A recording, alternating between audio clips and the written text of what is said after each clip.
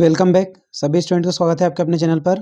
जैसा कि आप स्क्रीन पर देख पा रहे हैं, आज कक्षा 12वीं का व्यावसायिक अध्ययन यानी कि बिजनेस स्टडीज़ का पेपर हो चुका है।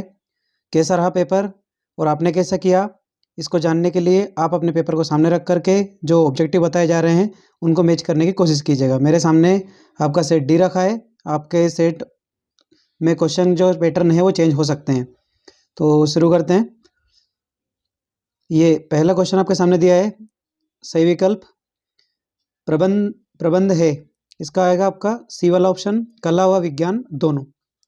प्रबंध प्रक्रिया का अंतिम कार्य है, तो इसका आएगा ऑप्शन नंबर सी, नियंत्रण। इसका क्वेश्चन नंबर 3 दे रखा है, प्रबंध के सिद्धांत है, तो इसका आएगा गतिशील। क्वेश्चन नंबर 4 दिया है, हेनरी फियोल का सिद्धांत नहीं है, इनमें से कौन सा नहीं है, तो इसका आएगा सी वाला, मानसिक क्रांति का। क्वेश्चन नंबर 5 दे रखा है, प्रबंध का पहला कार्य है, तो इसका आएगा बी वाला ऑप्शन, नियोजन। क्वेश्चन नंबर 6 आपका दिया है, निम्न प्रबंध की विशेषताएं नहीं है, तो इसका आएगा उद्योग। एज इट इज़ आपके इंग्लिश में क्वेश्चन दिए हैं, वो मैंने टिक कर दिए हैं, आप मैच कर लीजिएगा इनको। इसके बाद आपका फिल इन द ब्लैंक्स दिया है, नियम को भंग करने पर दिया जाता है, तो इसका आएगा दंड यानी कि पनिशमेंट या पेनल्टी।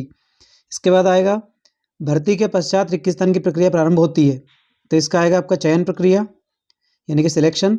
इसके बाद है क्वेश्चन नंबर 3 आपका, चयन एक साध्य है, तो आएगा साधन नहीं, ये डेफिनेशन है इसी कैसी, चयन एक साध्य है साधन नहीं। इसके बाद है क्वेश्चन नंबर 4, पदोन्नति भर्ती का आंतरिक स्रोत क्या है, सॉरी पदोन्नति भर्ती का रिक्त स्थान है, तो क्या है आंतरिक स्रोत है। इसके बाद क्वेश्चन नंबर 5 दिया है, नियुक्तिकरण का संबंध किससे है, तो आएगा मानवीय क्रिया से। इसके बाद क्वेश्चन नंबर 6 आपका दिया है, भारत में आर्थिक प्रणाली को अपनाया गया है, कैसी है, मिश्रित यानी कि मिक्स्ड। एज इट इज आपके इंग्लिश में दिए हैं।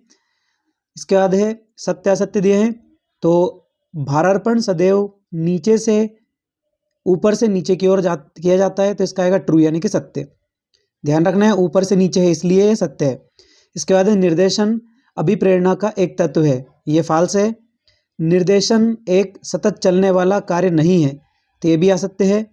नेतृत्व निर्देशन से संबंधित नहीं है, तो ये भी क्या आएगा आपका असत्य आएगा, फाल्स आएगा। नियोजन एक बौद्धिक प्रक्रिया है, तो यह ट्रू यानी कि सत्य है। विकेंद्रीकरण एक प्रक्रिया है, ये भी ट्रू है। इज इट इज आपके इंग्लिश में दे रखे हैं, ये आपकी सही जोड़ी दी है यहाँ पर। ना लाभ ना हानि क्या कहलाती है, ये कहलाती है सम विच्छेद बिंदु। इसके बाद है वित्तीय प्रबंध, इसका आएगा आपका सामान्य प्रबंध का भाग। इसके बाद आएगा प्रशासनिक कार्य, तीसरे का आएगा आपका वित्तीय कार्य। इसके बाद है शेयर बाजार, तो इसका आपका आएगा संगठित बाजार। इसके बाद है सेबी का मुख्य कार्यालय मुंबई में है। बजट पूर्वानुमान होता है। विचलन यानी कि छठे वाले का आपका आएगा, सॉरी यहाँ से देखिएगा पांचवा का आएगा मुंबई में। इसके बाद जो छठा दे रखा है, छठा का आएगा पूर्वानुमान। सातवां जो दे रखा है उसका आएगा सुधारात्मक कार्यवाही। ठीक है, विचलन का क्या आएगा, सुधारात्मक कार्यवाही। यहाँ से इस तरीके से आपके fill in match the column है, इंग्लिश में से टी आप मिला लीजिएगा। इसके बाद है एक वाक्य में उत्तर। पहला दिया है, लिखित मुद्रण व्यक्त तथा ग्राफिक्स विक्रय कला को क्या कहा जाता है, जिसका कहता है विज्ञापन यानी कि एडवर्टाइजमेंट। इसके बाद है उत्पादन स्थल से उपभोक्ता तक माल हस्तांतरित करने की क्रिया को क्या कहते हैं, जिसे कहते हैं भौतिक वितरण यानी कि। इसके बाद दे रखा है आपका, ग्राहक से व्यक्तिगत संपर्क क्या कहलाता है, तो यह कहलाता है व्यक्तित्व संपर्क। इसके बाद है वस्तु की पहचान के लिए कौन सी क्रिया अपनाई जाती है, ये आप देख लीजिएगा। इसके बाद क्वेश्चन नंबर 5, विद्यमान बिक्री बढ़ाने के लिए अपनाई जाने वाली तकनीकी क्या कहते हैं, तो विक्रय संवर्धन। इसके बाद आपका दे रखा है, उपभोक्ता मंच के कितने स्तर है, तो 3। उपभोक्ता संरक्षण अधिनियम कब अपनाया गया था, तो 1986 में। एज इट इज आपके ये इंग्लिश में दे रखे हैं। ये इंग्लिश में जो आपके आंसर दिए हैं वो इधर वाले थोड़े से ठीक है, जैसे कि what is the return printing spoken and graphical salesmanship is called advertisement.